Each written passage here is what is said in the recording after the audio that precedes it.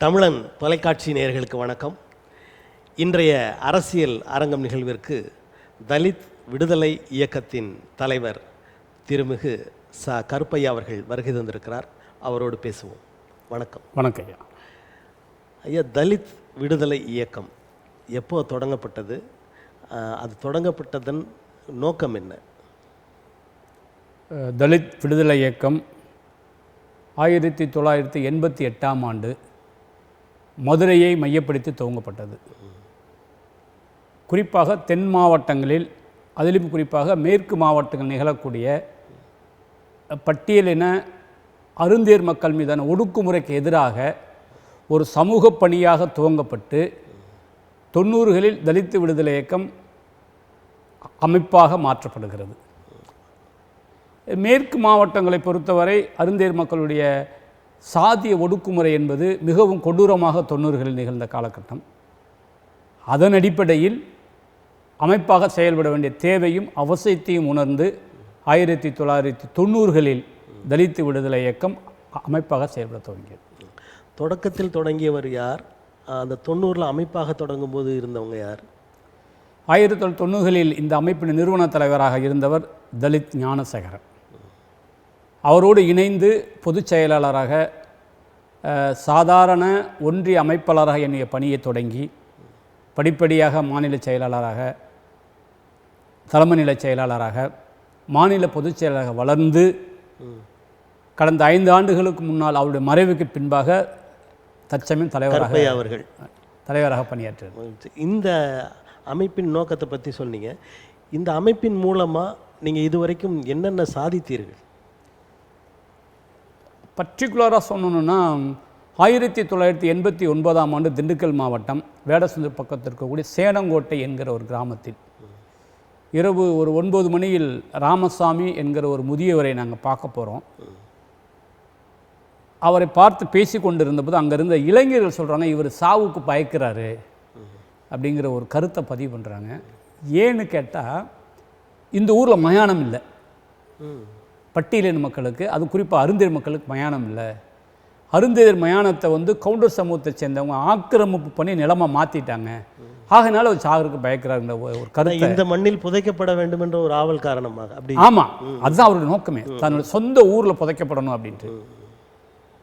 அன்று இரவு எங்களோடு இருந்த நிறுவனத்தோட ஞானசேகரன் சொன்ன வார்த்தை, ஐயா நீங்கள் செத்தாத்தான் அந்த ஊருக்கு மயானம் கிடைக்கும் அப்படிங்கிற வார்த்தையை சொல்லிவிட்டு நாங்கள் பக்கத்தில் ஒட்டஞ்சத்திரம் பக்கத்தில் மண்டவாடிங்க ஒரு கிராமத்துக்கு போகிறோம். அங்கே போனதுக்கப்புறம் இரவு ஒரு 3 மணியை போல தகவல், ராமசாமி இறந்துட்டார் அப்படி. அதுகாலையில் பார்த்தா மயானம் இல்லை. வருவாய்த்துறை, காவல்துறையெல்லாம் பேசுகிறோம், மயானம் எடுக்கணும். அப்புறம் மக்களை திரட்டி சாலமறியல் போராட்டத்தில் ஈடுபட்ட பொழுது காவல்துறையும் வருவாய்த்துறை பேச்சுவார்த்தை நடத்துகிறாங்க. அந்த பேச்சுவார்த்தையின் அடிப்படையில் ஆக்கிரமிப்பு செய்யப்பட்ட மயானம் கண்டுபிடிக்கப்படுகிறது. கண்டுபிடிக்கப்பட்டு 3 ஆண்டுகளாக திண்டுக்கல் நீதிமன்றத்தில் வழக்கு தொடரப்பட்டு அந்த வழக்குன இறுதி தீர்ப்பில் அது மயானம்தான் என உறுதிப்படுத்தப்பட்டு சேசிப்பி வச்சு அந்த வயலை தோன்றும் கீழே எலும்பா மேலே வருது. ஆக உறுதிப்படுத்தப்பட்டு முதல் வெற்றி எங்களை சொல்லலாம். 1989 அந்த மண்ணின் மைந்தர் ராமசாமி எங்கே புதைக்கப்பட்டார்? அதே இடத்துல புதைக்கப்பட்டார். அன்றைக்கே புதைக்கப்பட்டார். அதுக்கப்புறம் உறுதிப்படுத்தப்பட்டது இதுதான் அருந்தேர் மயானம். வழக்கு போட்டு அதனுடைய தொடர்ச்சியாக தலித் விடுதலை இயக்கம் பட்டியலின மக்களுக்கான மயான போராட்டங்கள், நிலமீட்பு போராட்டங்கள், அதிலையும் குறிப்பாக பஞ்சமி நிலமீட்பு போராட்டங்கள், வன்கொடுமைகள் தடுப்பு சட்டம் அது கொடுத்தான மாநில அளவிலான லாபி பண்ணுறது, அதை கண்காணிக்கிறது, எங்கெல்லாம் காவல்துறை பட்டியலின மக்களுக்கு எதிராக செயல்படுறாங்களோ அதை உன்னிப்பாக தடுத்து நிறுத்துவது, அதற்கு எதிராக செயல்பாடுகளை அமைப்பை உருவாக்குவது. உதாரணத்துக்கு ஒன்று சொல்லணும்னா, சமீபத்தில் நடந்தது 2005 திருப்பூர் பக்கத்தில் இருக்கக்கூடிய காங்கயம் தாலுகாவில் உத்தமபாளையம் அருகில் அந்த தாசவ நாயக்கன்பட்டிங்கிற ஊர் இருக்குது. அங்கே மாரியம்மன் கோவில் அப்படிங்கிற ஒரு கோவில் இருக்குது. அது 1962ஆம் ஆண்டு இந்து சமய அறநிலையத்துறை எடுக்கப்பட்ட கோவில். அப்படி இருந்தும் அந்த கோயிலுக்குள்ள 2005 வரை பட்டியலின சமூகத்தைச் சேர்ந்த குறிப்பாக அருந்தேர் மக்கள் உள்ளே போக முடியாது. இந்து அறநிலையத்துறை கட்டுப்பாட்டில் இருக்கக்கூடிய கோவில். அதுக்கு காரணம் அங்கே இருக்கக்கூடிய அதிகாரமும் சாதி அரசியலும் அப்படின்னா. இந்த தகவலை கேள்விப்பட்டு நாங்கள் உள்ளே போய் இறங்கி பார்க்குறப்ப பார்த்தீங்கன்னா இந்த மக்கள் உள்ளே போக முடியாது அப்படிங்கிறப்ப ஆர்டிஓ விஷ்ணுபிரியான்னு ஒரு அம்மா இருந்தாங்க தாராபுரத்தில். அவங்கள நேராக சந்திக்கிறோம். அப்போ தான் அவங்க தான் சொல்கிறாங்க, இல்லை இது ஹெச்ஆர்என்சிக்கு சொந்தமான கோவில், எப்படி உங்களை தடுக்கலாம் அப்படிங்கிறப்ப 2005 ஜனவரி 14 ஆலய நுழைவு போராட்டம் என்னோடய தலைமை நடக்குது. கோவிலுக்கு உள்ளே போன ஒரே காரணத்திற்காக மாரியம்மன் தீட்டுப்பட்டுருச்சுன்னு அங்கேருந்து அந்த கவுண்டர்கள் அந்த சாமி சிலை உண்டியல் எல்லாத்துமே திருடிட்டு போயிட்டாங்க. திருடிட்டு போய் வேறு இடத்துல கோயில் கட்டுறாங்க. அது அந்த நேரத்தில் அங்கே இருந்து அதுவும் தீட்டுப்பட்டது தானே. கோயில் உள்ள நுழைஞ்சாலும் தீட்டுப்பட்டுருச்சுல, அவங்க பாலிஸ் படி புது கோயில் கட்டுறாங்க. புதுக்கோவிலும் அந்த இந்து சமய அறநிலையத்துறைக்கு பாத்தியப்பட்ட ஒரு ட்ரஸ்ட்டை வந்து நிறுவப்பட்டு அந்த ட்ரஸ்ட் வந்து கட்டப்படுது. அந்த ட்ரஸ்ட்டில் எல்லா சமூகத்துக்கும் சொந்தம்னு சொல்லப்படுது. இருந்தாலும் பட்டியல் மக்கள் உள்ளே போக முடியாது. அந்த ட்ரஸ்ட்டுக்கு சொந்தமான கல்யாண மண்டபத்தில் பட்டியல் மக்கள் வந்து நிகழ்ச்சி நடத்த முடியாது. இதை 2010 எதிர்த்து போராடி அந்த புதிய உத்தமபாளையம் மாரியம்மன் கோவில் கட்டப்பட்ட கோவில் எங்களுக்கு உரிமை வேணுங்கிற போராடி கடந்த 14 ஆண்டுகளாக தொடர் போராட்டம். அந்த புதிய உத்தமபாளையம் மாரியம்மன் கோவிலும் பூட்டப்பட்டிருக்கு, கல்யாண மண்டபம் பூட்டப்பட்டிருக்கு. இப்படி தொடர் செயல்பாடுகளை தலித்து விடுதலைக்கும் கொஞ்சம் 35 ஆண்டுகளாக தெரிஞ்சிட்ருக்கு. இப்போ அதாவது விடுதலை நாள் அன்னைக்கு ஒரு போராட்டத்தை வச்சுருக்கீங்க, அதுவும் தலைமைச் செயலகத்தில் முற்றுகை போராட்டம். ஏன் அந்த முற்றுகை போராட்டம் ரொம்ப அவசியமானது? ஏன்னா உங்களுக்கு நான் ஏற்கனவே சொன்னேன், 89 தொடங்கி எங்களுடைய மயான போராட்டம், நிலமீட்பு போராட்டங்கள் அப்படிங்கிறது. சுனாமி காலத்தில் அப்போ அண்ணா திராவிட முன்னேற்ற கழகம் ஆட்சி இருந்துச்சு. அப்போ கரூர்லையும் சரி திருவண்ணாமலை மாவட்டத்திலும் சரி மயானங்களை மீட்க வேண்டும். அந்த மயான பட்டியல் மக்களுக்குடைய மயானத்திற்கான அடிப்படை வசதி, மயானங்கள், சாலை வசதியை சிறப்பு உட்கூறு திட்ட நிதியிலிருந்து செய்து கொடுக்கணுங்கிறத கோரிக்கையை வலுவாக வச்சு மனு கொடுத்து பல போராட்டங்கள் நடத்தியிருக்கிறோம். அங்கே 2 ஆகஸ்ட் 15 2 போராட்டம், கருப்பு கொடி ஏந்தி போராட்டம் நடத்தப்பட்டு பேச்சுவார்த்தை நடத்தப்பட்டும் கடந்த 6 ஆண்டுகளாக ஒரு கிராமத்தில் கூட ஒரு செங்கலை கூட எடுக்கலை மாவட்ட நிர்வாகம். எய்ம்ஸ் மருத்துவம் மாதிரி செங்கல் கட்டலை. ஆமாம், இன்றைக்கி உதயநிதி ஸ்டாலின் செங்கலை தூக்கி காட்டுறாரு. ஆனால் தமிழ்நாட்டில் இருக்கக்கூடிய பட்டியல் மக்களுடைய மயான பிரச்சனைக்கு 6 ஆண்டுகளாக போராடிட்டு இருக்கிறோம். ஒரு செங்கலை கூட நகர்த்தலை. 2 ஆட்சிகள், 2 ஆட்சிகள், திமுக அதிமுக பீரியடும் சரி, திமுக ஆட்சி 3 வருஷம் சரி. இது தொடர் போராட்டங்களாக நாங்கள் வந்து யோசிக்கிறப்ப தான் கடந்த 2022 ஆகஸ்ட் 14 வள்ளுவர் கோட்டத்தில் ஒரு நாள் அடையாள உண்ணாவிரதமும் இருக்கிறோம். சரி, அதுக்கு நிறைவுரைய தலைவர், விடுதலை சிறுத்தைகளுடைய தலைவர், நாடாளுமன்ற உறுப்பினர் திருமா தான் வந்து நிறைவுரைக்கு வந்தாங்க. அண்ணன் நிறைவுரை ஆற்றினாங்க. இருந்தும் கூட இன்று வரை தமிழ்நாட்டில் எந்த பகுதியிலும் பட்டியலிட மக்களுடைய மயான பிரச்சனைக்கு அரசு செவிசாய்க்கவே இல்லைங்கிறத ரொம்ப வேதனைக்குரிய வருத்தப்பட விஷயமா இருக்குது. அதே மாதிரி தான் பஞ்சமி நிலங்கள். பஞ்சமி நிலத்தை பொறுத்தளவுக்கு 12 லட்சம் ஏக்கர்னு சொல்கிறாங்க. பல இடத்துல பார்த்தீங்கன்னா நம்ம தனியார் ஆக்கிரமிப்பை சொல்கிறோம், அரசை ஆக்கிரமிப்பு பண்ணியிருக்கு.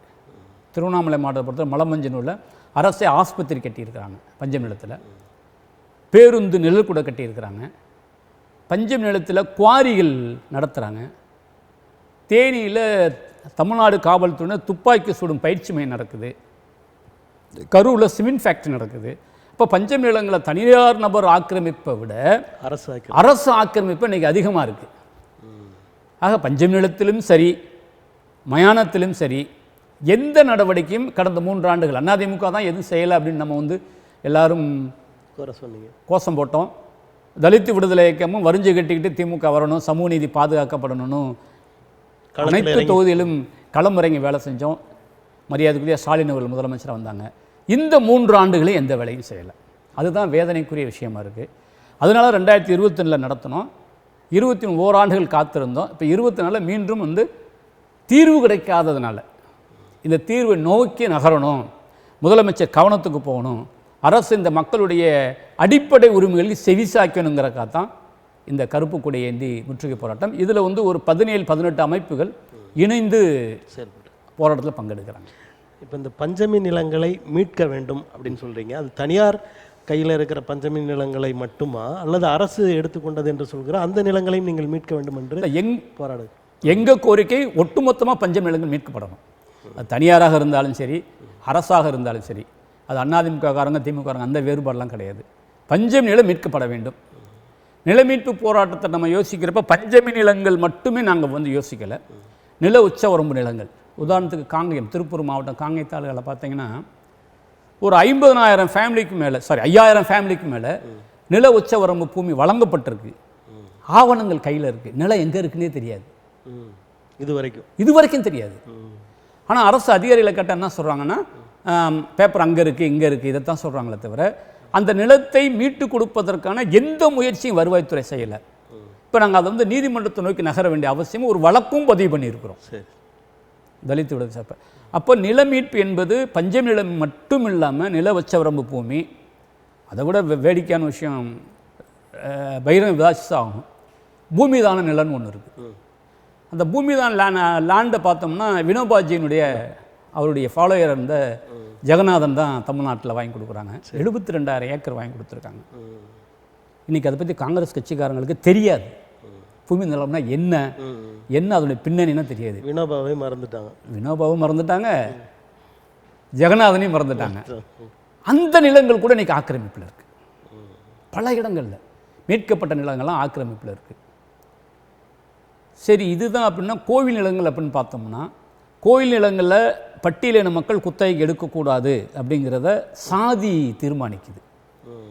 அதன் அடிப்படையில் தான் சென்னகரம்பட்டில் வேலு அமாவாசை அந்த மாதிரி சட்டம் எதுவும் சட்டம் இல்லை, ஆனால் சாதி தீர்மானிக்குது. ஏன்னா அதனால தான் 94 மேலூரில் சென்னகரம்பட்டி மேலூர் பக்கத்தில் வேலு அமாவாசை கோவில் நிலத்தை குத்தகைக்கு எடுத்ததுக்காகவே கொலை செய்யப்படுறாங்க. அப்போ 5,47,000 ஏக்கர் கோயில் நிலங்கள் இருக்குது, மாடாதிபதிகளுக்கு நிலங்கள் இருக்குது. இப்படி என்ன மடாதிபதிகள் அவங்கள்ட்ட நிலம் வந்து எல்லா மடாதிபதிகளுக்கும் நிலங்கள் ஏகப்பட்ட நிலங்கள் இருக்குது. ஆனால் இன்றைக்கும் பார்த்தீங்கன்னா தமிழ்நாட்டில் நிலமில்லாத கூலிகள் இருந்துக்கிட்டு தான் இருக்கிறாங்க. அப்போ இதுக்கெல்லாம் தீர்வு என்ன அப்படிங்கிறப்போ அரசு வந்து குறைஞ்சபட்சம் இந்த பஞ்சமி நிலத்துக்குனாலும் தனி சட்டம் இயற்றணும், நிலத்தை மீட்கப்படணும் அப்படிங்கிறதான் எங்களுடைய வலுவான கோரிக்கையாக நிலமீட்பு தொடர்ச்சி இதை நாங்கள் விவாதிச்சிட்ருக்கிறோம். இப்போ இந்த காரணத்தை நிலமீட்பு போராட்டம் என்பதை ஒரு சின்ன சின்ன இயக்கங்கள் ஒரு சில நேரங்களில் அப்படி தான் பேசுகிறீங்களே தவிர ஒரு பரவலான தமிழ்நாடு முழுக்க ஒரு பரவலான ஒரு போராட்டமோ ஆர்ப்பாட்டமோ எல்லா இயக்கங்களும் எல்லா தலித் அமைப்புகளும் சேர்ந்து நடத்தினதா தெரியலையே. உண்மைதான், அது உண்மைதான். ஆனால் ஒரே ஒரு முறை மட்டும் எழுச்சி தமிழர் நெல்லையில் வந்து பஞ்சமி நிலமீட்பு மாநாடு நடத்தினாங்க. அப்போ கலைஞர், மரியாதைக்குரிய கலைஞர் முதலமைச்சராக இருந்தாங்க. அவங்க கூட ஒரு குழு போட்டாங்க, 3 பேர் கொண்ட குழு போட்டாங்க. ஜெயலலிதா அம்மையாருக்களோட ஒரு குழு போட்டாங்க. ஆனால் இந்த குழுவில் என்ன செய்யுதுன்னா எந்த வேலையும் செய்யலை. இப்போ நீங்கள் சொன்னது வந்து உண்மைதான், அங்கங்கே சின்ன சின்ன குழுக்களாக அங்கே வந்து குரல் கொடுத்துட்ருக்காங்க. இதுக்கு என்னோடய தலைமை நாங்கள் ஒரு முயற்சி எடுத்துகிட்ருக்கோம். பஞ்சமி நிலமீட்பு கூட்டு இயக்கங்கிற பேரில் மதுரையை பொறுத்தளவுக்கு ஒரு 8 இயக்கங்கள் மார்க்சிய சிந்தனை உள்வாங்கிய, குறிப்பாக தமிழ் தேச மக்கள் முன்னணி, தாயக மக்கள் கட்சி, இது மாதிரி சிந்தனை இருக்கக்கூடிய ஒத்த சிந்தனை உள்ள மார்க்சியம் பேசுகிறவங்களும் சரி, பெரியாரிய பேசுகிறோம், அம்பேத்கர் பேசுகிறவங்களாம் சேர்ந்து இணைந்து ஒரு கூட்டமைப்பு உருவாக்கியிருக்கிறோம். இதை வந்து ஒரு வலுவான மாநில அளவில் கூட்டமைப்பை உருவாக்கி வெகுசன போராட்டமாக மாற்றணும் அப்படிங்கிறத எங்களுடைய செயல் திட்டமாக வச்சுட்ருக்கோம். ஆனால் இது நீண்ட கால திட்டம், இது நாளையே நிறைவு பெறும் திட்டம். ஏன்னா அது பெரும் பயன் தரக்கூடிய ஒன்று தானே, முக்கியமான திட்டம். அதற்காக நீங்கள் நிறைய உழைக்க வேணும் கண்டிப்பாக. இது தவிர நீங்கள் வந்து ஒரு தலித்துக்கு எதிரான ஒரு சாதியை சொல்லிக்கிட்டே இருக்கீங்க கோவை மாவட்டத்தில். அதே மாதிரி தென்பகுதிகளில் ஒரு சாதி, இங்கே வடபகுதியில் ஒரு சாதி. அவர்கள் மனமாற்றம் பெறவில்லையா? எல்லோரும் ஒன்றும் நினைக்கலையா? இன்னும் பழையபடியே இருக்கிறாங்களா? 2 விஷயம் வந்து 90களில் இருந்த எழுச்சி இன்னைக்கு இல்லை. அதை நம்ம வந்து ரொம்ப உன்னிப்பாக கவனிக்க வேண்டியது இருக்குது. அதற்கு எழுச்சின்றது தலித் மக்களுடைய எழுச்சியா இல்லை அந்த எதிர்ப்பு? இல்லை, நான் சொல்கிறது சமூக எழுச்சி. உதாரணத்துக்கு சொன்னால் நீங்கள் திராவிட கழகம் 90களில் நிறைய வந்து பயிலரங்கங்கள், இளைஞர்களை மாநாடு நடத்தினாங்க, மார்க்சிய கட்சி நடத்தினாங்க, தலித் இயக்கங்கள் நடத்தினாங்க. ஆனால் 90களுக்கு பின்னாடி இன்றைக்கி நம்ம 2020-24 நம்ம 2020 பின்னாடி பார்க்குறப்ப அது கேள்விக்குறியாக தான் இருக்குது. அதனால தான் இன்றைக்கி வந்து வன்முறைகள் ரொம்ப ஆல் ஓவர் இந்தியா. நம்ம தமிழ்நாட்டை மட்டும் பேசுகிறோம், தமிழ்நாட்டை பொறுத்தளவுக்கு தலைவரிச்சாளருக்கு அது ஒரு காரணம். அந்த சமூக அவேர்னஸ், சோசியல் எஜுகேஷன் என்று சொல்லக்கூடிய அந்த சமூக கல்வி இல்லை அப்படிங்கிறது தான் என்னுடைய புரிதலை நான் பார்க்குறேன்.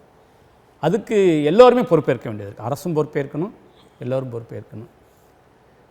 அந்த சமூக கல்வி இல்லாததுனால, அந்த சமூகத்தை புரிதல் இல்லாதனால தான் இன்றைக்கி இந்த முரண்பாடுகள் ரொம்ப வலுவாக இருக்குது.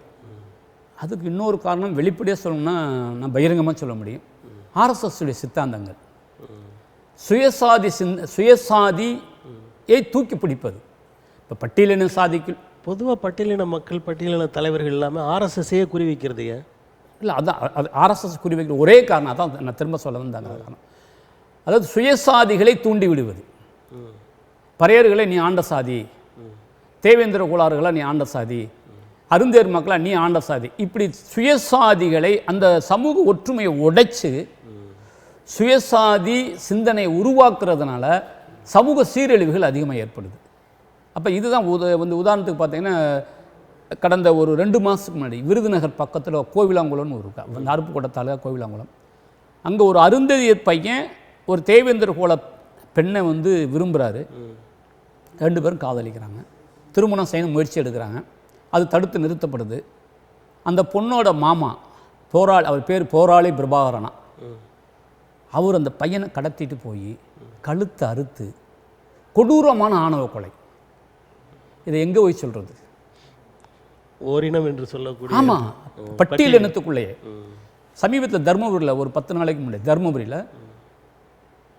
பறையரின பெண்ணு ஒரு இஸ்லாமியரை காதலிச்சாங்கிற காரணத்துக்காக, இஸ்லாமியரை திருமணம் செய்ய வேண்டுங்கிற நோக்கத்தை அந்த பொண்ணு இருந்த காரணத்துக்காக அந்த பெண்ணோட அண்ணன் போய் அந்த இஸ்லாமியரை கடையில் வச்சு குத்தி கொள்கிறான். அப்போ இந்த சுயசாதி சிந்தனை, இந்த வன்முனைக்கு வந்து தமிழகத்தில் வேறு ஒன்றுக்கு முக்கியமான காரணம் ஆர்எஸ்எஸும் பிஜேபி தான்.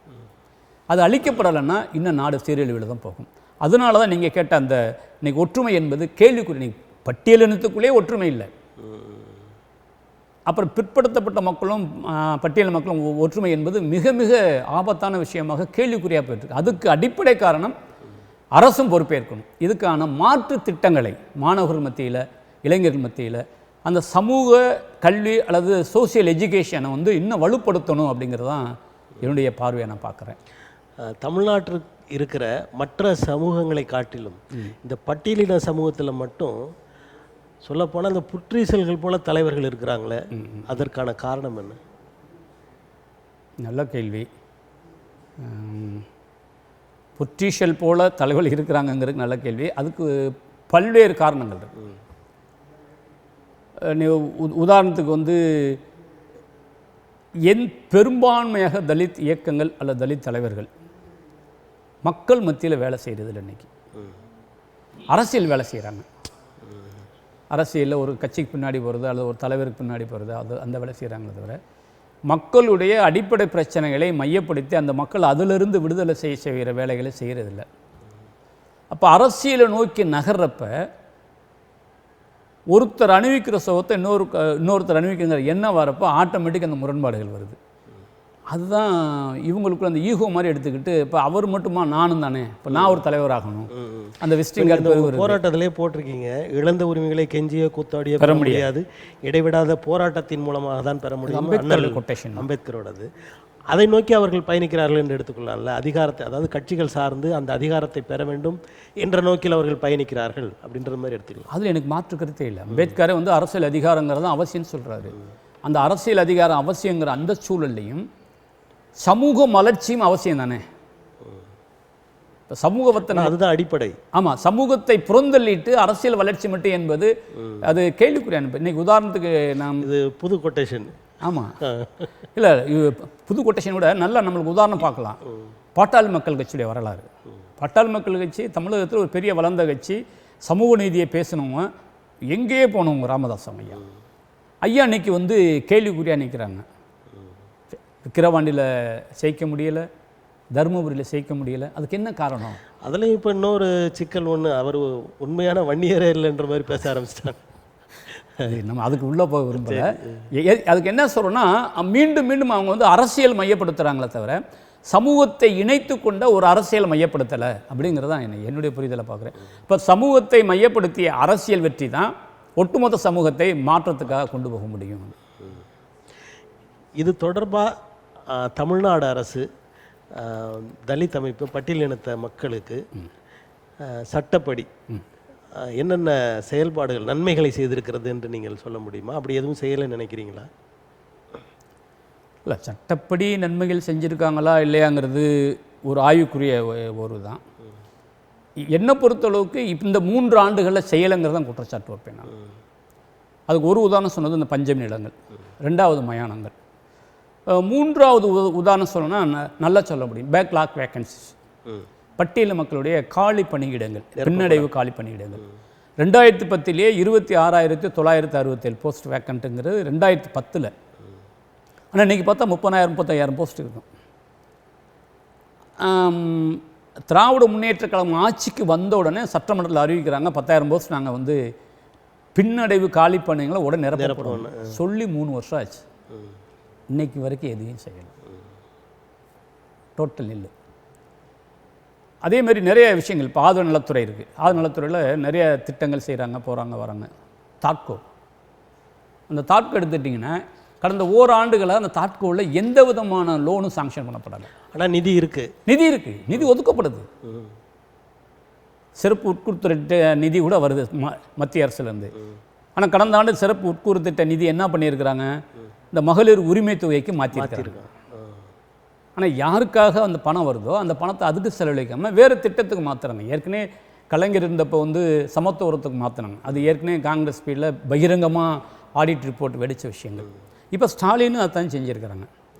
பல்வேறு நெருக்கடிகளுக்கு அப்போ தான் இப்போ இந்த சிறப்பு உட்கூறு திட்ட நிதியை மாற்றக்கூடாது சட்ட திருத்தம் இப்போ தான் கொண்டு வந்திருக்கிறாங்க. 2024 வந்திருக்கு. அது வரவேற்கத்தக்க விஷயம். அதை நாங்கள் வந்து பார்க்குறோம். அது திமுக மட்டும் செய்யலை, அதுக்கு நிறையா வந்து உந்து சக்திகளாக பின்னாடி இருந்த பல்வேறு இயக்கங்கள், பல்வேறு தோழமைகள் எல்லாம் இருக்கிறாங்க. அப்படி அந்த நிதிகள், ஒதுக்கப்படக்கூடிய நிதிகள் முறையாக செயல்படுத்தப்பட்டாலே பட்டியல் மக்களுடைய மேம்பாடு பெருசாக இருக்கும். குறிப்பாக சொல்லணும்னா விடுதிகள், பழங்குடியினர் வந்து விடுதியாக இருந்தாலும் சரி, ஆதி திராவிடர் மாணவருடைய விடுதியாக இருந்தாலும் சரி, ஒரு கட்டுரைப்படிச்சு எனக்கு ஞாபகம் இருக்குது. ஒரு மாணவனுக்கு இவ்வளோ தான் ஒரு மாதத்துக்கான அளவு. ஆனால் காவல்துறையில் இருக்கிற ஒரு நாய்க்கான செலவு பல மடங்கு அதிகம். அந்த மனிதனுக்கு இல்லை, படிக்கிற பையனுக்கு இல்லை. அப்போ இந்த முரண்பாடுகளை சரி செய்ய வேண்டியது அரசோட கடமை. அது குறிப்பாக பட்டியல் மக்களுக்கு செய்ய வேண்டியது அரசோட கடமை. அது செய்யலைங்கிறது வருத்தம் அளிக்கக்கூடியதாக இருக்குது. இன்றைக்கி இருக்கிற கரண்ட்டாக இருக்கக்கூடிய விஷயத்தை பார்த்தோம்னா, பழங்குடியின நலத்துறையில் வந்து ரொம்ப கேள்விக்குறியாக இருக்குது. பழங்குடி நலத்துறையில் அதில் பார்த்தீங்கன்னா உங்களுக்கு 302 ஸ்கூல் இருக்குது, 328 பள்ளிகள், உண்டு உறைவிடை பள்ளி. அதான் பர்டிகுலராக மலைவாழ் மக்கள் கூட உண்டு உறைவிடை பள்ளி. அந்த உண்டு உறைவிடை பள்ளியில் 29,777 ஆசிரியர்கள் நியமனம் செய்யப்படணும். பல ஆண்டுகளாக 520 டீச்சர் காலி இடங்கள் இருக்கு. அந்த உண்டு உறைவிடை பள்ளியுடைய நிலை என்னன்னா, அந்த ஆசிரியர் அங்கே தங்கணும், அந்த மாணவர்கள் பாடம் நடத்தணும், அவங்க கூட தங்கியிருக்கணும் தான். இப்போ 520 ஸ்கூல் டீச்சர்ஸ் வேக்கண்ட் பல ஆண்டுகளானா அவங்க நிலைமை என்ன, அந்த பள்ளியோட நிலைமை என்ன? அப்போ அந்த ஒதுக்கப்படுற நிதியெல்லாம் என்ன ஆச்சு? இப்போ நீங்கள் ஆகஸ்ட் 15ஆம் தேதி முற்றுகை போராட்டம் வச்சுருக்கீங்களே, இது அரசை எதிர்த்தா அல்லது உங்கள் சமூகத்திற்கான தீர்வுகள் கிடைக்கணும், நிறைய பிரச்சனை சிக்கல்கள் இருக்குது, தீர்வு கிடைக்கணுன்ற நோக்கத்திலையா இல்லை அரசை எதிர்த்தா? கண்டிப்பாக அரசை எதிர்த்து இல்லை. ஏன்னா எல்லா விஷயத்திலும் தமிழக முதலமைச்சர் நேர தலையிட முடியுமானா நிச்சயமாக முடியாது. ஆனால் தமிழக முதலமைச்சருடைய கவனத்துக்கு எடுத்து செல்லப்பட வேண்டும் அப்படிங்கிறது. அதான் நான் உதாரணம் சொன்னேன். திருவண்ணாமலையில் பஞ்சமி நிலமீட்புக்காக 6 ஆண்டுகளில் 2 முறை வருவாய் கோட்டாட்சியர் தலைமையில் பேச்சுவார்த்தை நடத்தப்படுது. ஒரு முறை மாவட்ட வருவாய் அலுவலர் தலைமையில் பேச்சுவார்த்தை நடத்தப்படுது. ஒரு முறை மாவட்ட ஆட்சியர் தலைமையில் பேச்சுவார்த்தை நடத்தப்படுது. ஆனால் எதையும் செய்யலை. மயானத்தை குறித்தும் இதே நிலைமை தான். கரூரில் இதே தமிழ்நாடு ஃபுல்லாக. அப்போ அதிகாரிகள் தன்னுடைய கடமையை செய்கிறதில்லை, அதிகாரிகள் மெத்தனை போக்காக இருக்கிறாங்க அப்படிங்கிறது தான் வெளிப்படையே தெரிஞ்ச உண்மை. அதுக்கு ஒரு உதாரணம், இன்றைக்கி பழங்குடி நலத்துறையில் இருக்கக்கூடிய இயக்குனர் அண்ணாதுரை, அவர் வந்து ஒரு சிஎல்எஸ் முடித்தவர். ஆனால் பழங்குடியின நலத்துறை வந்து உருவாக்கப்படுறப்ப 2000 என்ன சொல்கிறாங்கன்னா, அரசாணை 29 அடிப்படையில் ஒரு மூத்த ஐஏஎஸ் அதிகாரியை தான் அங்கே கொண்டு வரணும், நியமிக்கப்படணும்னு சொல்லுது. அதுக்கு அரசாணையே இருக்குது. ஆனால் 2022 அவர் நியமனம் பண்ணுறாங்க, இவர் ஒரு ஐஏஎஸ்ஸே கிடையாது. எப்படி நியமிக்கிறாங்க? இதெல்லாமா தமிழக முதலமைச்சர் பார்வைக்கு போக முடியும். அப்போ இந்த துறையினுடைய அரசு செயலாளர் இந்த துறையுடைய அமைச்சர், இவங்க தான் இதை வந்து ஃபாலோ பண்ண வேண்டியது இருக்குது. இப்போ அவருடைய தவறான புரிதல்னால, அவர் தவறான அணுகுமுறையினால் இன்றைக்கி பழங்குடியின நலப்பணிகளுடைய வளர்ச்சி, அந்த மாணவனுடைய கல்வி கேள்விக்குறியாக இருக்குது. கூடுதலாக சொல்லணும்னா கள்ளக்குறிச்சியில் வந்து ஒரு பள்ளிக்கூடம் கட்டுறதுக்காக, ஹாஸ்டல் கட்டுறதுக்காக ஓராண்டுகளுக்கு முன்னாடி 3.5 கோடி ரூபாய் நிதி ஒதுக்குறாரு. 1.5 ஆண்டுகள் முடிஞ்சது. அந்த 3.5 கோடி ரூபாய் நிதியில் பேஸ்மெண்ட்டை மட்டும் போட்டிருக்கிறாங்க. ஆனால் இன்றைக்கு வரைக்கும் எந்த வேலையும் நடக்கலை. அப்போ அந்த மாணவர்கள் நிலைமை, இதை கண்காணிக்க வேண்டிய பொறுப்பு டைரக்டருக்கு இருக்கா, சிஎம் பார்க்க முடியுமா? அப்போ துறை அதிகாரிகள் அந்த துறை அதிகாரிகள் தான் இன்றைக்கி மெத்தனம் காட்டுறாங்க. அதிலும் பர்டிகுலராக காவல்துறை அதிகாரிகள் ரொம்ப மெத்தனம் காட்டுறாங்க. பட்டியலின மக்களுடைய பிரச்சனைகளுக்கு தீர்வாக வேண்டிய வன்கொடுமை நிகழ்ந்தாலும், ஒரு பிரச்சனை தீர்வாக இருந்தாலும் அதை சரி செய்ய வேண்டிய காவல்துறை பட்டியலின மக்களுக்கு எதிராகவே நிற்கிறாங்க. நிறைய ஆதாரங்கள் சொல்ல முடியும், நிறைய விஷயங்களை நம்ம பகிர்ந்துக்க முடியும். இன்றைக்கி துறை சார்ந்த அதிகாரிகள் தான் இந்த மெத்தன போக்குக்கு ஒட்டுமொத்த காரணம். அதனால தான் நாங்கள் வச்சுருக்க கோரிக்கை, முதல் கோரிக்கையே ஆதிதிட மற்றும் பழங்குடி நலத்தைச் சேர்ந்த அரசு செயலாளர் லட்சுமி பிரியா வந்து பணி நீக்கம் செய்யப்படணும். அண்ணாதுரை, பழங்குடி நலத்தினுடைய இயக்குனர் அண்ணாதுரை பணி நீக்கம் செய்யப்படணும். முதல் கோரிக்கையாக நம்ம வச்சுருக்கோம். நீங்கள் இப்போ 15ஆம் தேதி தலைமைச் செயலக முற்றுகை போராட்டம், இதில் ஒரு கோரிக்கை நீங்கள் இப்போ சொன்னீங்க. எத்தனை கோரிக்கை வைக்கிறீங்க? அவை என்னென்ன? 8 அம்ச கோரிக்கைன்னு வச்சுருக்கிறோம். ஒன்று, ஆதிதிராவிடர் பழங்குடியின நலத்துறையினுடைய அரசு செயலாளர் பணி நீக்கமும், பட்டியலின் பழங்குடி நலத்துறை ஆணையர் அண்ணாதுரை பணி நீக்கமும் நம்பர் 1 முதல் கோரிக்கை வச்சுருக்கோம். 2வது, பஞ்சம் நிலங்கள். அவங்க ஏன் பணி நீக்கம் செய்யணும்னு நினைக்கிறீங்க? அவங்க சரியாக செயல்படலைன்னு நினைக்கிறீங்களா? இந்த அம்மா வந்ததுக்கப்புறம் 2 முறை அந்த அம்மாவை லட்சுமி பிரியா மேடத்தை நாங்கள் பார்த்துருக்குறோம். யாரையும் மதிக்கிறதே கிடையாது. நம்ம போனோன்னா அவங்க வாட்டில் பேப்பர் படிச்சுட்டு சொல்லுங்கன்னு வாங்கலை தவிர, முகம் கொடுத்து பேசி அந்த கோரிக்கை என்ன, அவங்க என்ன பிரச்சனைக்காக வராங்க, அந்த பிரச்சனை தீர்ப்பதற்கான வழிமுறை என்ன நம்ம வந்து கவனத்தில் எடுத்துக்கிறதே இல்லை. கொடுத்துட்டிங்களா, நான் பார்த்துக்கிட்டு போயிட்டு வாங்க. மயான பிரச்சனைக்கே 3 வருஷம் முன்னாடி போகிறப்ப அது இதே பதில் தான் சொன்னாங்க. ஆனால் இன்றைக்கி தமிழ்நாட்டில் எந்த மயானமும் ஒரு செங்கல் கூட எடுக்க முடியலையே. அப்போ துறை செயலாளர் எதுக்கு? அவருடைய பணி என்ன? சரி, அப்போ துறை செயலாளருடைய வேலை வந்து மாவட்டத்தில் இருக்கக்கூடிய மாவட்ட ஆதிர பழங்குடியின நல அலுவலர்களை வேலை வாங்குறது. அது செய்யாத ஒரு துறைச்சலை எங்களை இருந்தும் புண்ணியம் இல்லை, இல்லாமல் இருந்தும் புண்ணியம் இல்லை. நம்பர் 1. சரி.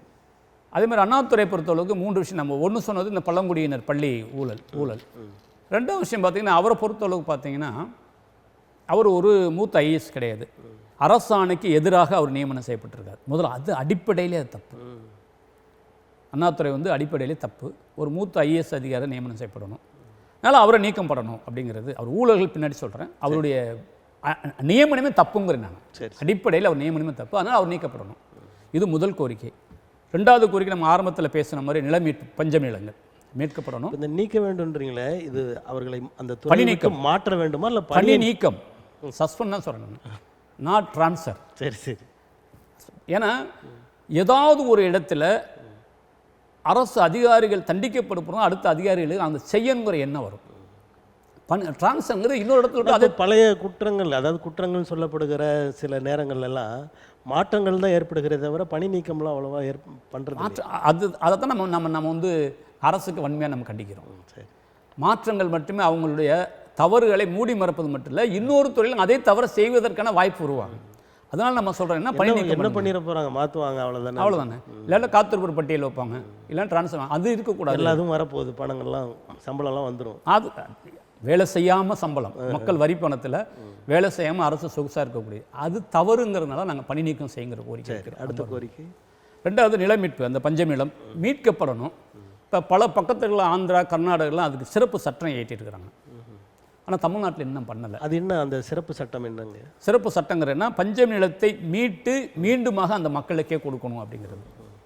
இப்போ உதாரணத்துக்கு பார்த்தீங்கன்னா, அன்றைக்கி வந்து பல வருவாய்த்துறை அதிகாரி செய்கிற தப்பு என்னென்னா, பஞ்சம் நிலத்தை மீத்துட்டு வருவாய்த்துறை ஆவணங்களை அது அரசு புறம்போக்குன்னு பதிவு செய்கிறாங்க. அரசு புறம்போக்குன்னு பதிவு செஞ்சால் அதை யாருக்கு வேணாலும் கொடுக்கலாம். ஆனால் எங்கள் வாதம் அது இல்லை. பஞ்சம் நிலம்னா பஞ்சம் நிலத்தை மீட்டு மீண்டும் இன்னொரு பஞ்சம் இருக்கக்கூடு, அந்த உருவாக்கப்பட்டதன் நோக்கம் நிறைவேறணும்.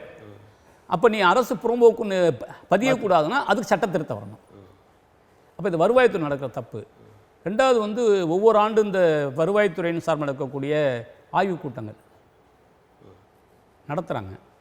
எந்த ஆய்வுக் கூட்டத்திலையும் பஞ்சம நிலங்கள் குறித்து, ஆக்கிரமிப்பு குறித்து எந்த அதிகாரியும் ஆய்வு செய்கிறதில்ல. கையில் பேப்பரை நீட்டுறாங்க, கையெழுத்து போட்டு வந்துக்கிட்டே இருக்காங்க, இன்க்ளூடிங் ஒரு மாவட்ட ஆட்சியர் முதல் கொண்டு. அப்போ இந்த புரிதலெல்லாம் தடுக்கணும்னா இதுக்கு சிறப்பு சட்டம் வேணும், அதுக்கான கைட்லைன்ஸ் வரையறை உருவாக்கப்படணும். மற்ற மாநிலங்கள் எப்படி இருக்கோ அது மாதிரி இங்கே இருக்கப்படணும், நிலங்கள் மீட்கப்படணும், மீண்டும் நில மக்கள் கொடுக்கணுங்கிறது தான். அதுக்காக தான் தனி சட்டம். இப்போ ஒரு துணை கேள்வி, இந்த முரசொலி இருக்கிற அந்த அலுவலகம் இருக்கிற இடம் பஞ்சமி நிலம் அப்படின்னு சொல்லி பாமக எல்லாம் சொன்னாங்க.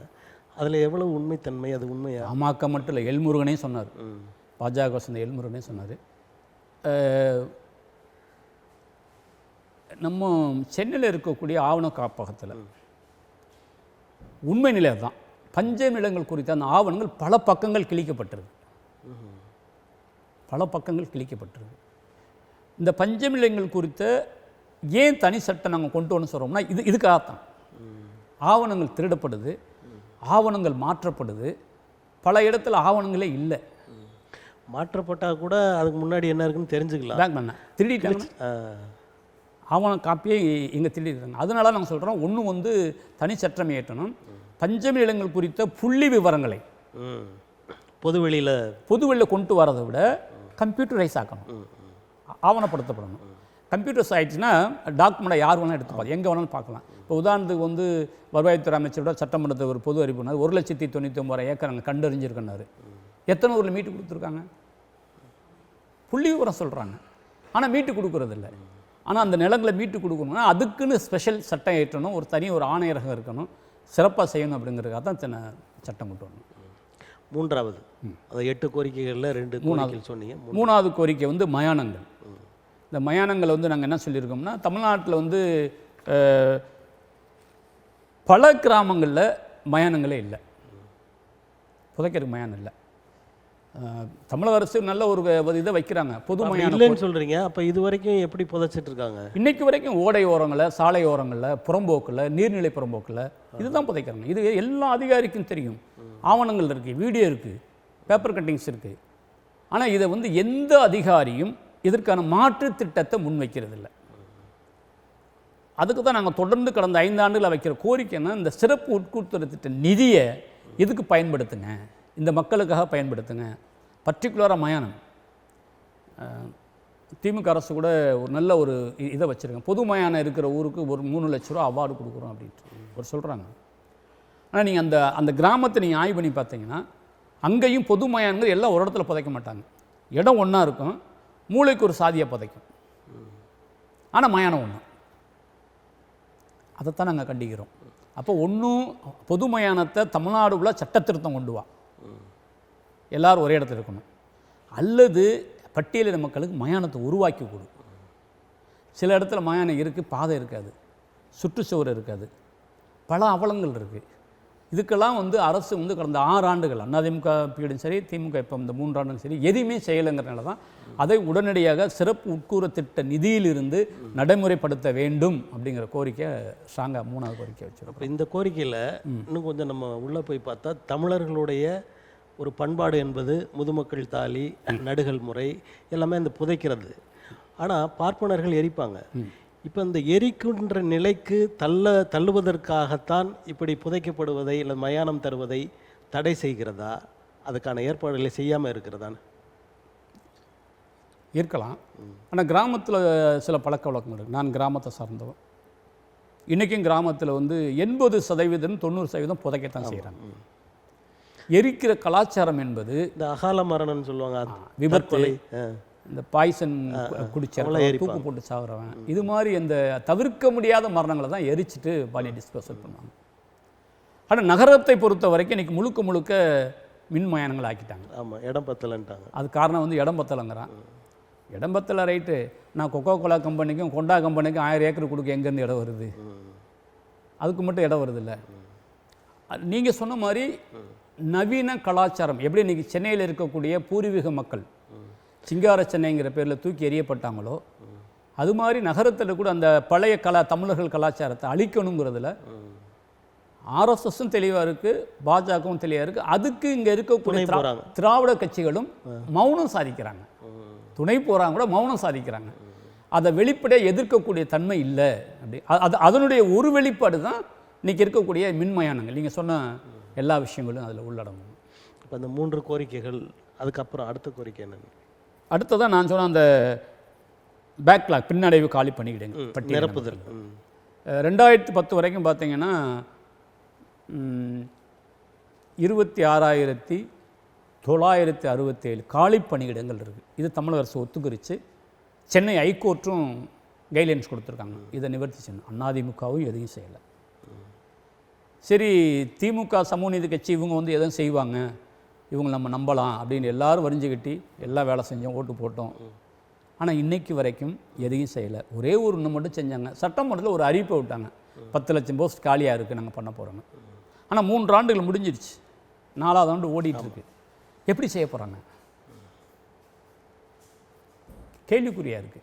மறுபடியும் பக்கத்தில் மறுபடியும் 2026 சட்டமன்ற மீண்டும் இதே கோரிக்கை வைப்பாங்க. இல்லை, வேலைகளில் நீங்களாம் களத்தில் நிற்கணுன்றதுக்காக கடைசி நேரத்தில் கூட உங்களது கோரிக்கையை ஏற்கலாம்ல?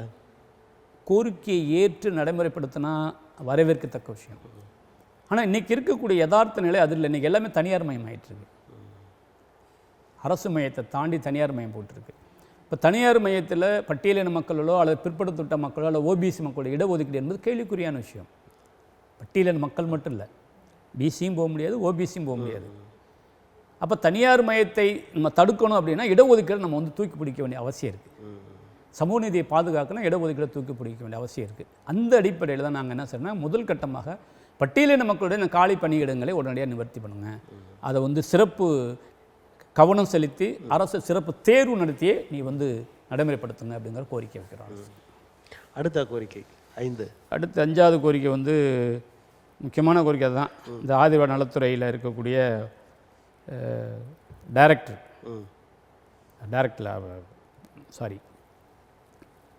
ஆதிவாசி நலத்துறையில் வந்து பழங்குடியின நலத்துறையில் நம்ம ஏற்கனவே சொன்ன ஸ்கூல்ஸ் 328 ஸ்கூல்ஸ் இருக்குது. அந்த 328 ஸ்கூல்ஸில் வந்து 29,774 ஆசிரியர்கள் இருக்கணும். அந்த உறைவிடை பள்ளியில்.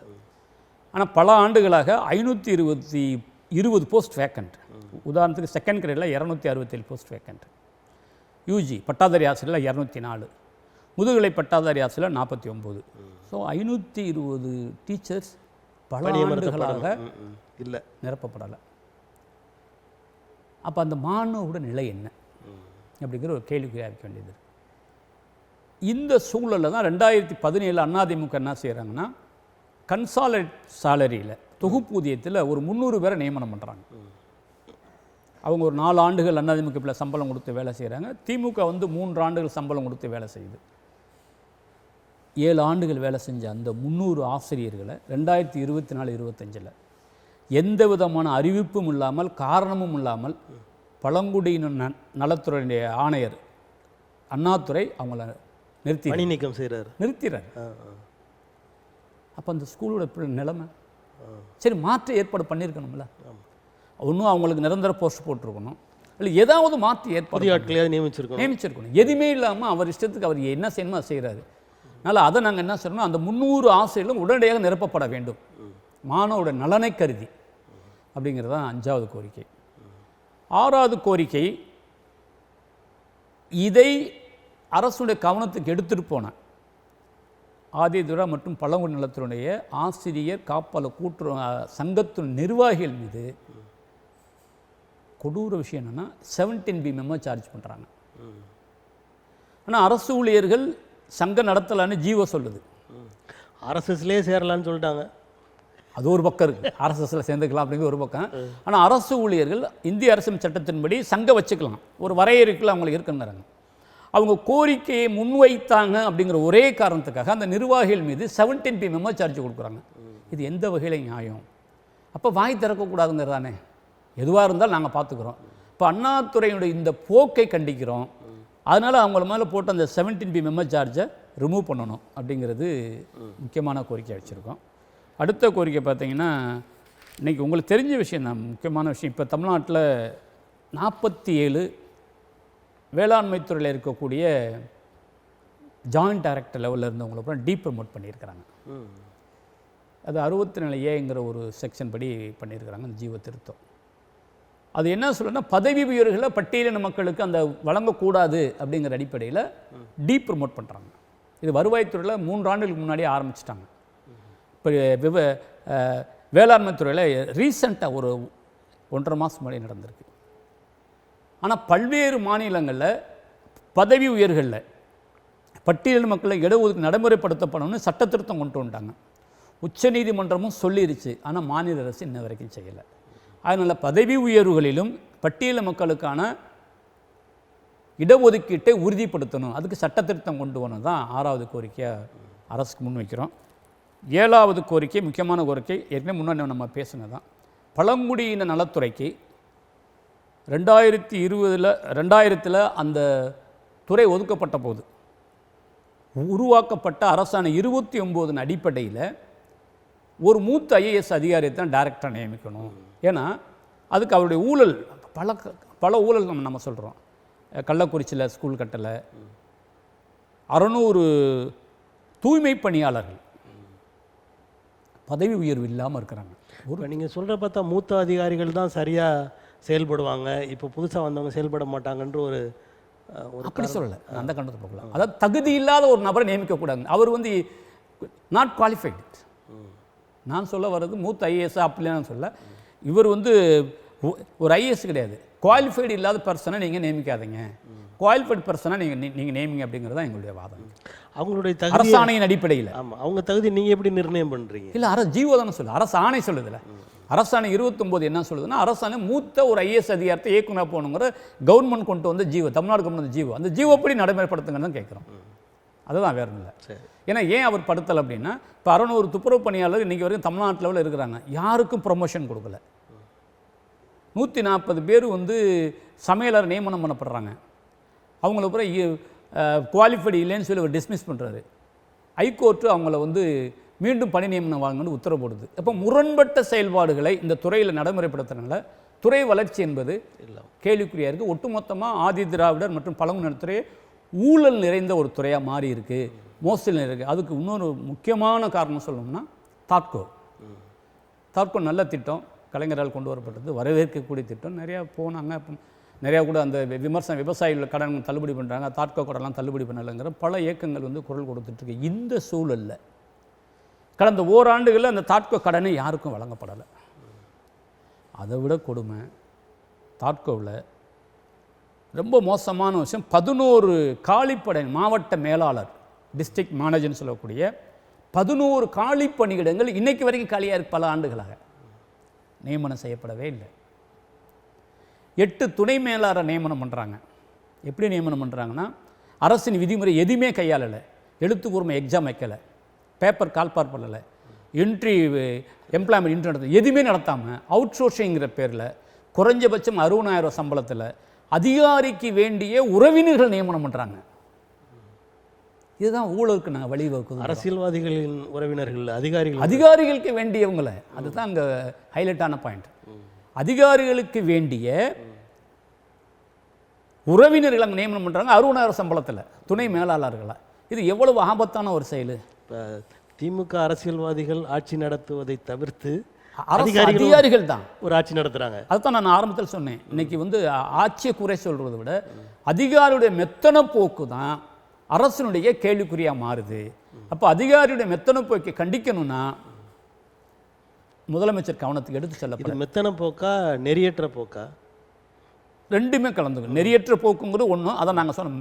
மெத்தனை மோசடின்னு நாங்கள் சொல்கிறோம். மெத்தனங்கிறது ஒன்று, மோசடிகள் ரெண்டும் தான். அதை நான் ஹெட்டிங்கை தான் சொல்லியிருக்கிறேன். சரி சரி. மோசடின்னு சொல்கிறோம், மெத்தனத்தையும் சொல்கிறோம். மெத்தனங்கிறது இந்த நில மீட்பு, இந்த அது மாதிரி விஷயங்கள், காலம் தாழ்த்தல், இந்த மயானம், இது மோசடிகள், இது மாதிரி ஊழல், இதெல்லாம் களையப்படணும்னா தமிழக முதலமைச்சர் நேரடியாக இந்த துறையில் கவனம் செலுத்தணும். தமிழக முதலமைச்சர் இந்த பிரச்சனை நேரடியாக கவனம் செலுத்தாத பட்சத்தில் 2026 தேர்தல் அவருக்கு கேள்விக்குறியாத்தான் மாறும் அவருக்கு. அதில் எந்த மாற்றம். ஏன்னா இன்னைக்கு பலர் மத்தியில் இது விவாத பொருளாக மாறிடுச்சு. அந்த விவாத பொருளை தடுக்க வேண்டிய பொறுப்பு மரியாதைக்குரிய தமிழக ஸ்டாலின் அவர் கையில் இருக்குது. அதனால தான் இந்த போராட்டத்தை ஆகஸ்ட் 15 தலைமைச் செயலகம் கருப்பு கொடி ஏந்து முற்றுகை போராட்டம் அப்படிங்கிற தலித் விடுதலை இயக்கம் முன்னெடுக்குது. தலித் விடுதலை இயக்கத்தோட 17க்கு மேற்பட்ட ஜனநாயக சக்திகள், மார்க்சியவாதிகள், அம்பேத்கரியவாதிகள், பெரியாரியவாதிகள் இவங்கெல்லாம் வந்து இணைஞ்சிக்கிறாங்க. இந்த முற்றுகை போராட்டம் நடத்துகிறீங்க. இப்போ இந்த அதாவது 10ஆம் நாள், அதாவது ஆகஸ்ட் 10ஆம் நாள் வந்து கருப்பு நாள்னு ஒன்று கடைபிடிக்கிறீங்க பட்டியலின மக்கள். ஆமாம். அது சார்ந்து என்ன செய்திகள் சொல்ல விரும்புகிறீங்க? ஆகஸ்ட் 10 பட்டியலின கருப்பு நாள்னா அது ஏற்கனவே ரங்கநாத் மிஸ்ரா வந்து ஒரு அறிக்கை வெளியிட்டிருக்கிறாரு. பட்டியலின சமூகத்தில் மதம் மாறிய கிறிஸ்தவர்களுக்கு உள்ளுஒதுக்கீடு கொடுக்கணும் அப்படிங்கிறது தான் அந்த ரங்கநாத் மிஸ்ராவுடைய அறிக்கை. அதை ஒன்றிய அரசு இதுவரைக்கும் செய்யலை, செய்ய மாட்டாங்கங்கிறது தான். ஆனால் சீக்கியர்கள் பௌத்தர்களுக்கெல்லாம் கொடுத்துட்டாங்கன்னு சொல்கிறாங்க. ஆமாம், சீக்கியர் கொடுத்துருக்காங்க, பௌத்தர் கொடுத்துருக்காங்க, அதில் மாற்றுக்கல. பௌத்தர் கூட இன்னும் வந்து தமிழகத்தில் இருக்கிற மாதிரி தெரியல, வட மாநிலங்கள் உண்டு. ஆனால் தமிழகத்தில் இருக்கக்கூடிய பௌத்தலாம் மாறியவங்களுக்கு பௌத்த சர்டிஃபிகேட்டு நிறைய பேர் கிடைக்கல அப்படிங்கிற உண்மை. கிறிஸ்தவர்களாக மாறியவர்களுக்கு மட்டும் மறுக்கும் அந்த மர்மம் என்ன? ஏன்னா சீக்கியர்கள் பௌத்தர்கள் எண்ணிக்கையில் குறைவு, ஓட் பேங்க் குறைவு, முக்கியமான அதை கருத்தில் கொள்ள வேண்டியதில்லை. அதனால் கிறிஸ்தவர்கள் எண்ணிக்கை அதிகமாக இருக்கிறாங்க, ஓட் பேங்காக இருக்கிறாங்க. இன்னொரு இவங்க வந்து கிறிஸ்தவர்கள் ஒரு சாலிட திரட்டப்பட்ட ஒரு சமூகமாக இருக்குது, அதில் எந்த மாற்று கருத்தும் கிடையாது. அவங்க பிஷப் என்ன சொல்கிறாங்களோ அதை செய்வாங்க. அப்போ திரட்டப்பட்ட சமூகமாக இருக்கனால நமக்கு எதிராக வந்துடக்கூடாதுன்றதுக்காக எதிராக நிற்பாங்கங்கிறனால தான் ஒன்றிய அரசு எதையும் செய்ய மாட்டேங்குது. காங்கிரஸ் காலத்திலையும் செய்யலை, அது ரொம்ப வருந்தக்கூடிய விஷயம். அது காங்கிரஸை செஞ்சுருக்கணும், காங்கிரஸ் செய்யாத வருந்தக்கூடிய ஒரு விஷயம். நீ வருங்காலத்தில் காங்கிரஸ் ஆட்சிக்கு வந்தால் அதை கவனத்தில் எடுப்பாங்கன்னு நம்புகிறோம். இந்த 15 ஆண்டுகளில் பிஜேபி எதுவும் செய்யலை. அதனால தான் அந்த கிறிஸ்தவ மக்கள் ஆகஸ்ட் 15 நாளை தினம் 10 ஆகஸ்ட் 10 இந்திய முழுக்க ஒரு கருப்பு தினமாக வந்து கொண்டாடுறாங்க. அது கிறிஸ்தவ மக்கள் மட்டும்தான் கடைபிடிக்கிறாங்களா, இல்லை நீங்கள் தலித் அமைப்புகள் பட்டியலின மக்கள்லாம் அதை பட்டியலின மக்கள் அமைப்பு மக்கள் பங்கெடுக்கிறாங்களா அப்படிங்கிறது வந்து பெரும்பான்மை இல்லை, அது யதார்த்த உண்மை தான். அது கிறிஸ்துவ அமைப்புகள் தான் அதை வந்து வழி நடத்துகிறாங்க. ஆனால் கிராமப்புறத்தை பொறுத்தவரை இன்றைக்கி பட்டியலின மக்கள் சமூகத்தை சார்ந்த கிறிஸ்தவர்களுக்கும் அல்லது கிறிஸ்தவர் அல்லாத பட்டியலின சமூகத்திற்கும் பெரிய வேறுபாடெல்லாம் ஒன்றும் இல்லை. அது குடும்ப உறவு, கலாச்சார நிகழ்வுகள் அல்லது வழிபாட்டு முறைகள் கூட அவங்க எல்லாரும் பங்கெடுத்துக்கிறாங்க, அதில் எந்த முரண்பாடும் இல்லை. ஆனால் இந்த இடஒதுக்கீட்டு பிரச்சனையில் அவங்க எல்லாம் பங்கெடுக்கிறாங்களான்னா நிச்சயமாக இல்லை, அது உண்மையான இல்லை. அதற்கு காரணம் என்னன்னு நினைக்கிறீங்க? அதற்கு காரணம் வந்து இயக்கங்கள் அந்த மக்கள் அணிதிரட்டலை அப்படிங்கிறது தான். அந்த மக்கள் அணிதிரட்டலை இல்லை மாற்று இயக்கங்கள், எதிர் இயக்கங்கள் வந்து அதை அப்படி உடைச்சி நிறுத்துகிறாங்களா, அதில் ஒரு பிரிவினை ஏற்படுத்துகிறாங்களா? இருக்கலாம், அது சித்தாந்த ரீதியாக கூட நம்ம இருக்கலாம். அதுதான் நான் முதல்ல சொன்னேன், இந்த சுயசாதி அடையாளத்தை ஆர்எஸ்எஸும் பிஜேபியும் தூக்கி பிடிக்குது. அப்போ சுயசாதி அடையாளங்கள் எங்கெல்லாம் தூக்கி பிடிக்கப்படுதோ அங்கே சமூகத்திற்கு எதிரான செயல்பாடுகள் கட்டமைக்கப்படும். அதில் ஒன்று தான் இடஒதுக்கீடு, இந்த கிறிஸ்தவன் இடஒதுக்கீடு. இப்போ இந்த ரொம்ப அதாவது மோசமான ஒரு செயல் என்று கருதப்படுகிற அந்த ஆம்ஸ்ட்ராங் கொலை வழக்கில் கூட அந்த நிகழ்வில் கூட சாதிகளை, அதாவது பட்டியலின சாதிகளையே பிரித்து அதை கையாள்வதாக நம்ம கேள்விப்படுறோம். அதை எப்படி பார்க்குறீங்க நீங்கள்? திரும்ப சொல்லுங்கள். பட்டியலின மக்களே அதாவது ஆம்ஸ்ட்ராங் அவர் இருக்கிற சாதி வேறு, மற்ற தலித் அமைப்புகள் வேறு அப்படின்ற ஒரு வேறுபாட்டை கொண்டு இல்லை, அப்படி நாங்களாம் பார்க்கல. இப்போ உதாரணத்துக்கு தலித் விடுதலை இயக்கத்தை பொறுத்தளவுக்கு ஆம்ஸ்ட்ராங் படுகொலை கண்டித்து 4 மாவட்டங்களில் இயக்கம் நடத்தியிருக்கிறோம். விருதுநகர், மதுரை, கரூர், சேலம். இன்றைக்கி நடக்கக்கூடிய அந்த 2 மணி இந்த ஆர்ப்பாட்டத்தில் நாங்கள் கலந்துக்கிறோம். எங்களை பொறுத்தளவுக்கு ஜனநாயக ரீதியாக யாரெல்லாம் சமூக நீதிக்கு எதிராக போராடுறாங்களோ, சமூக நீதிக்கு ஆதரித்து போராடுறாங்களோ, பெண்ணுரிமைக்கு ஆதரவாக போராடுறாங்களோ, சிறுபான்மையினருக்கு ஆதரவாக போராடுறாங்களோ அவங்களெல்லாம் பாதுகாக்கப்பட வேண்டும். அதில் எனக்கு எந்த மாற்று கருத்தும் கிடையாது. உங்கள் கொள்கையில் உறுதியாக இருக்கீங்க? தொடக்க அதில் என்னைக்கு ஆரம்பத்தில் நாங்கள் முன் வச்சோமோ அதில் இன்றைக்கி வரைக்கும் சரியாக இருக்கிறோம். இதில் எங்களுக்கு எந்த பின்வாங்கலும் சறுக்களும் இல்லை. நிறைவாக ஒரு கேள்வி சொல்லுங்கள். தலித் அமைப்புகள் பட்டியலின மக்களில் ஒரு வலிமையான ஒரு ஆளுமை என்று சொல்லப்படுகிற எழுச்சி தமிழர் திருமாவளவன் தலைமையில் நீங்கள் எல்லாம் ஏன் ஒன்று சேரக்கூடாது? அதுக்கு அவரே பதில் சொல்லியிருக்காரு. ஒவ்வொரு அமைப்பும் அவங்கவுங்க கோணத்தில் வேலை செய்கிறாங்க. இந்த குறைந்தபட்ச இல்லை வேலை செய்கிறாங்க. அப்போ எல்லா வேலைகளிலும் எல்லாரும் ஒருத்தர் கவனம் செலுத்த முடியாது. அதனால் இருக்கிற தப்பு இல்லைன்னு அவரே அதுக்கு இந்த கேள்வி அவர்கிட்ட கேட்டு அவரே அதுக்கு பதில் சொல்லியிருக்காரு. புதுசாக நான் பதில் சொல்ல வேண்டிய அவசியம் இல்லை. நன்றி. உங்களது கருத்துக்களை தமிழன் தொலைக்காட்சி வாயிலாக மக்களுக்கு தெரிவித்தமைக்கு எங்களது மனம் கிணிந்த நன்றி. நன்றி தோழர். நேயர்களே, அடுத்த அரசியல் அரங்கம் நிகழ்வில் வேறொரு ஆளுமையுடன் சந்திப்போம். நன்றி, வணக்கம்.